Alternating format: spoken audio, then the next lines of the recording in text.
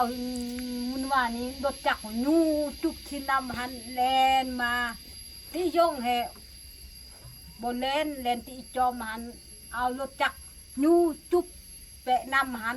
เนี่ย เอา เมื่อวานไอ้นุ่นก็พอไปนำมาเขาหลักมาพอตรงเรื่องมานี่แหละเขาจับไปพุ่น มาตัวใด มานาพอไทยมา มาตัวชิ้นเรื่องกันนะ มาทุเรื่อง แล้วเขาเอาไปลุ่ม เขามา ได้ขึ้นบ่ ลงไปเบิ่งเอาไปเห็นแล้ว บ่ได้เลยเนี่ย บ่ได้ เชื่อเลย เสียเลย โอ้ เอาไปข้ามนำพี่น้อง เขากินเหรอเนาะ แล้วไอ้ละอู้มาบอก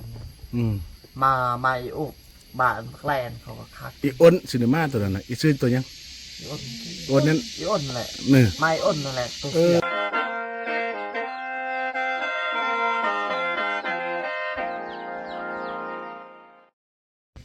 สบายท่านผู้ชมมึงดูมึงเขาเจ้ากินข้าวกับยัง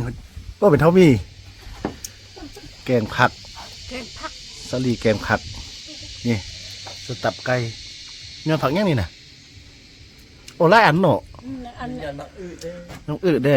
มีอันผัก เอามาปุ๊กกับสายเชิงก็มี อยู่ทง เออ อันลายอยู่ส่วนบันอันเท้าเฮ็ดเขาจิตปลูกหมักโมกันป๊อกงามสุดละ เนี่ย เบิดแล้วเขาเอาไปเก็บซุ้ม ดีแล้วมีเก็บมากินนะพวกสติมบอลลุมบอลดักกับเป็นตาปุ๊กรถ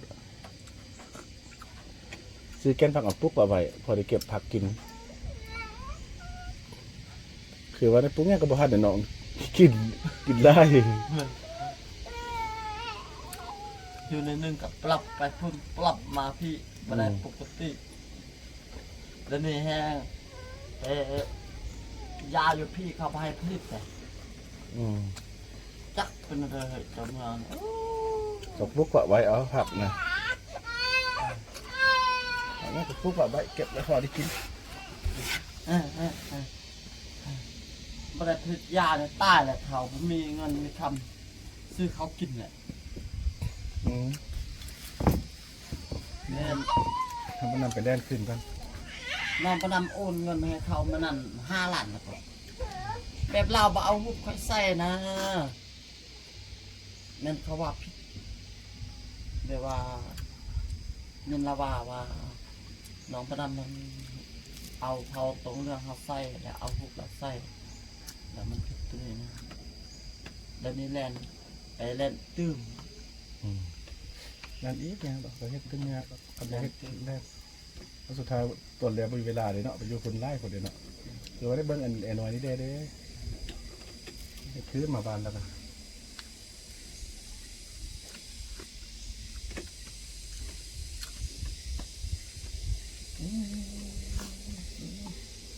ว่าจะมาตัดมากินเลยว่าป้งบ่ว่าถึงนี้นะก็ป้งกันเนาะอย่างนี้เนาะป้งดีแล้วเนาะตัดว่ามากินน้ำดี บ้าจุดเท่าเนี่ยกับบ้าตัดให้มันโซ่มันหนัก ลายมิตรแพทย์มันหูมันอยากกินไปจับ โอ้ไปงับไปแล้วเห็นเลย คือคนเราเขามาเอาเจ้าอยากกินเตาตัดตัดไม่ได้หรอวะเตาอนุรักษ์ไว้ โอ้ขอตั้งช่วงไว้นี่แบบกินของกัน เพราะว่ากันคณะตั้งกินเป็นเรือคนเฮาแต่คนเฮาไปตัด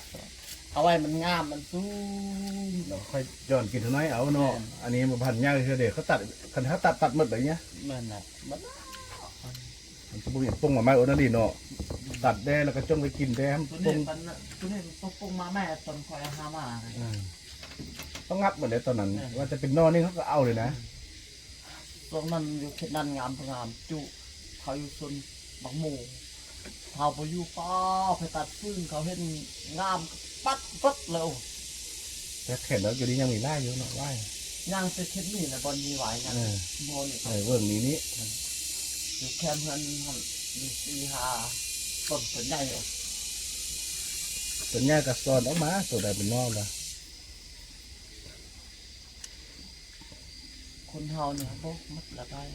ตัดให้มันสู้มีมากมันงามนะอยากเห็น บอกคันท้าตัวใดมันยังได้ก็เดี๋ยวหยอดออกหนาตัวตึบอ่ะนะหยอดออกตัวนั้นก็ปงปามปง มันงามเป็นกองฟ้าทำหน่อยบ่มาหน่อยมาจ้า อ้อมันนั่นตอนเราแต่ตุลินปักนี่อยู่เราไปขายนาเวน นี่ ตุลินปักนี่ไทยบ้านพุ่นทอง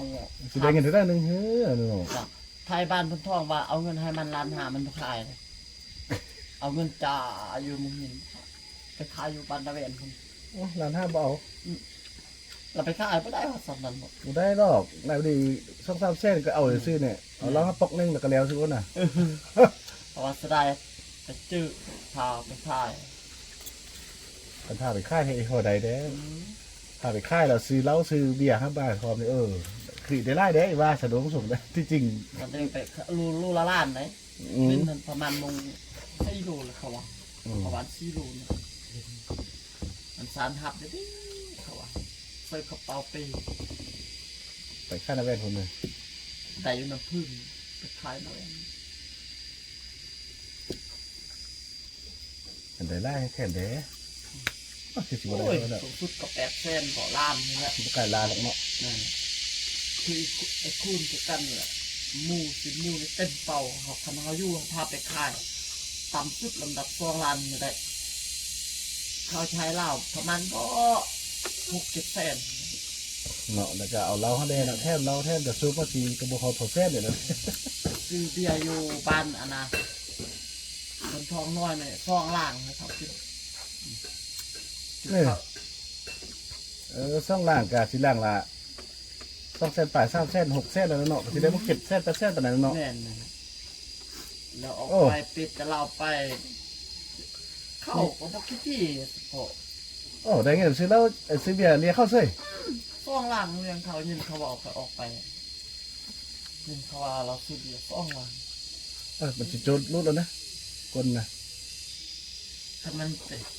ถ้ามันถ้ามันจะเองไหมเอาไว้เงินท่านอกเอาไว้ซื้อยาสูบพุ่น เด็กไปหาเข้าคนไหมเขา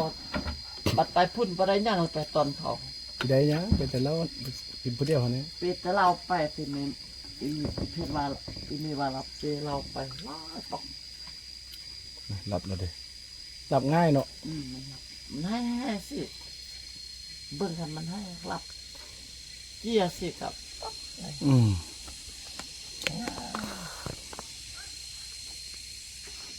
ออกมาเข้าไป เฮ้ย เด็กน้อยเชื่อ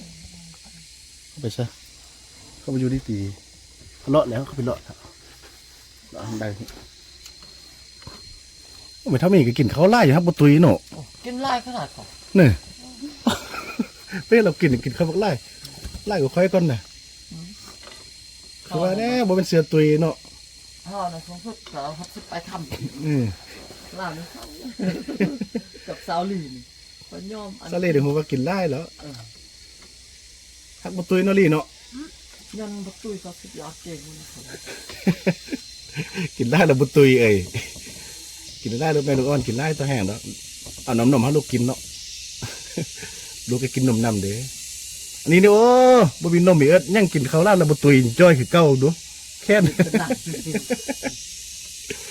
มันน่าเห็นกองคนเชียร์กันไอ้นี่กับลาแคทกับลาเต้าเถียงกันคนหนึ่งตุ้ยรับคนหนึ่งหน่วยเอาหัวอะไรเนี่ยต้องคนเถียงกัน เป็นท่าแพทย์กับอันนี้แท้เป็นท่าแพทย์ตุยกว่าเรา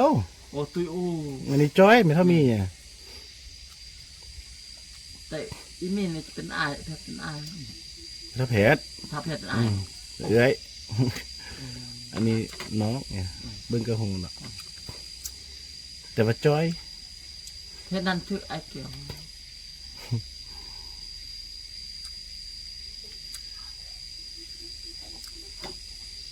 มันผิดเดือน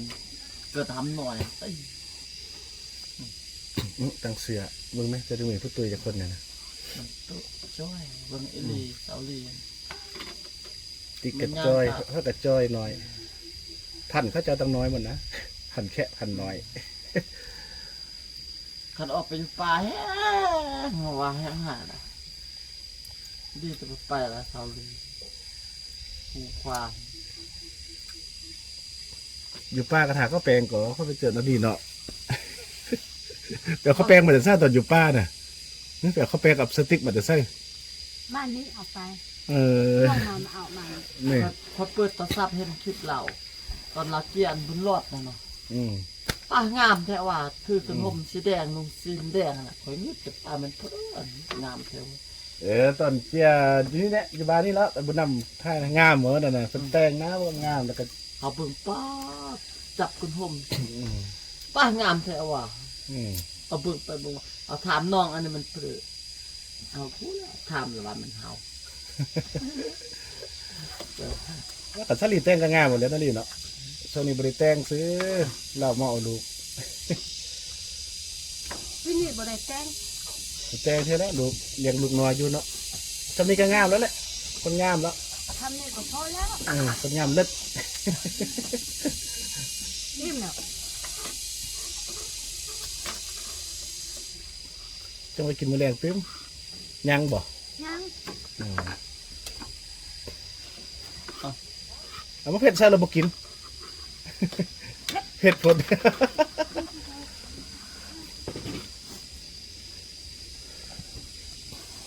โอ้แต่นำให้เมียกันตึ้ม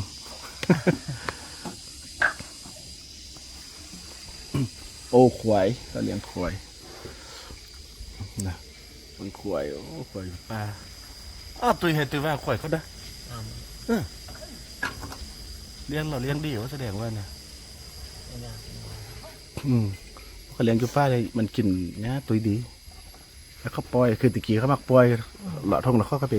สอกเอานะ เอาไปไว้พุ่นนะเนาะโอ้ไว้พุ่น เอาไปไกลเพื่นเอายังงอมไว้บ่ให้แมงวันตัวยังฮะนะ พุ่นไปปะ งอมไว้ เอาแม่น่ะไทยล่างอ่ะ งอมไว้แมงวันมาตอมเนี่ยมีมาตอมเอาตกคือเก้าปะหันน่ะไว้ลุ่มพี่นะไว้พุ่นนะไว้นี่มันกับปิวตกคือเก้าเลยจอยเฮงยังเลย กินข้าวแล้วยังมีในเบียกครับ มียังเห็นยังน่ะนอนน่ะแต่สุดยอดเราไปนอนกับไฟจุฟุ้น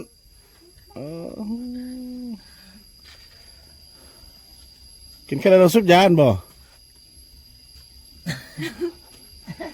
เปท่องมีเงินไล่คักเลยเดี๋ยวก่อนเดี๋ยวยังมาเปมาอยู่สระท่องนี่นะมาเบิ้งดูท่องเจ้าน่ะเรามีเงินบ่ มันมีรับส่ง ทีม ขีม ทีมธนา เปขีมฐานะ ทีม คือเราเป็นท่องเงินสำหรับโมแมน ส่งเนี่ยมันมีรับมัน เราจะอันนั้น อย่าถึงน้อยลิ้น โด จอม เจ้าเขามักดัวของเราน่ะ มักเอาเรา เฉพาะเราเปไปว่าเราห่วงกันเนาะ เอาไปเป็นทิมลิ้นทิม แล้วตัวนี้ก็จับไปแลนทีมเอามันว่านี้รถจักรยูจุกที่นำหันแลนมาที่ย่งแหบนแลนที่จอมหันเอารถจักรยูจุกแปะนำหัน เนี่ย เอา เมื่อ เพิ่ วานไอ้นุ่นก็พอไปนำมาเขาหลักมาพอตรงเรื่องมาเนี่ยแหละเขาจับไปพุ่น มาตัวใด มานาพอไทยมา มาตัวชิ้นเรื่องกันนะ มาทุกเรื่อง แล้วเขาเอาไปลุ่ม เขามา เขา ได้ขึ้นบ่ ลงไปเบิ่งเอาไปเห็นแล้ว บ่ได้เลยเนี่ย บ่ได้ เชื่อเลย เสียแล้ว โอ้ เขา ไป ไปข้ามนำน้อง เขากินเหรอวะเนาะ แล้วไอ้ละอู้มาบอก มาอีอู้บ้านแกลนเขาก็คัก อีอ้นซินมาตัวนั้นน่ะอีซื้อตัวยัง อีอ้น อ้นนั้น อีอ้นนั่นแหละ เนี่ย ไม่อ้นนั่นแหละตัว เอ เสีย อ เอาไปเช่นเมื่อวานนี่ เห็นมันว่านี่เขาเอาไปอ่ะ เขามามัดไอ้นี่เท่าบู้โอ้เฮิงอีจอมจังเว่าเล่นลงไปเบิ่งบ่เห็นแล้วก็ไปเสด็จ เขาก็กินเหรอเลย เขาบอก มา แล้ว ในสุดพอมาบอกใหญ่ตู้ดูเห็นมั้ง ค้ากินเนาะแกมเบียร์แกมเหล้า หนูกันฮู้ว่าคันไอ้นุ่นฮู้มันไม้อ้นไอ้นุ่นไม้เขาวัน มันบ่ฮู้ นั่น ส่วนพ่อบ่ไทยมาไว้ตอนใดซั่นน่ะ บ่อ้นแล้วเอามาหั่นเขาอันไปเอกเอามาแล้วไปเที่ยวบ้านเพิ่นท้องหั่นน่ะ เรามันบ่นำมาอันบ่ บ่ บ่มา มา เลย น่ะบักเอกหั่นเสียให้เพิ่นเขาจับมาไว้เมื่อวานเพิ่นเอารถออกไปพุ่นเพิ่นเขาเอามา